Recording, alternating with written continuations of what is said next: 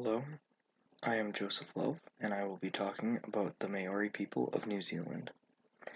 I will talk about the background info, the culture, their governance style, the colonization of the Maori, missionaries and church, their resistance, the cultural impact, the aftermath. I'll be talking about what I learned, what is similar to what happened in Canada, and the conclusion. Hi, I'm Joseph Love, and I'm doing my presentation on the Maori people of New Zealand. Fun fact, did you know that almost 15% of New Zealand's population is of Maori descent? The Maori people are the original people that inhabited New Zealand, and at the time they actually called it Aotearoa, or Nova Zealandia, which eventually became New Zealand. The Maori people mainly lived on birds, fish, and plants, but just like the First Nations people of Canada, they didn't have any forms of agriculture, they were just gatherers.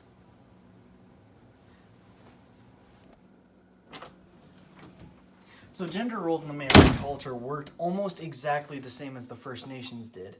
The females taught the young, gave birth, kind of worked around the house, while the males hunted, fought in wars, etc.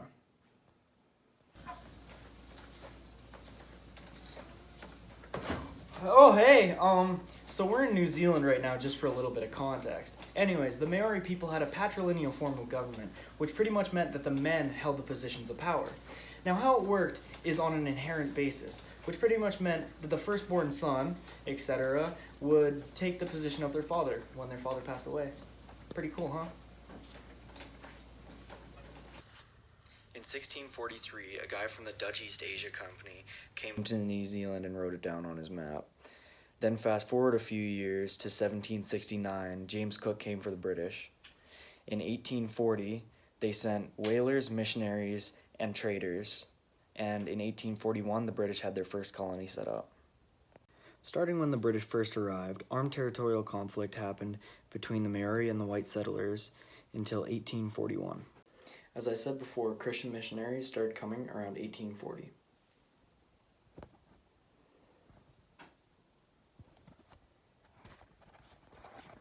A lot of the Maori people really didn't like Christianity, so they just didn't choose to conform. The British really didn't like this, so they forced them, and if they wouldn't conform then, some would even get killed. Sadly, this worked very successfully and was detrimental to the Maori culture.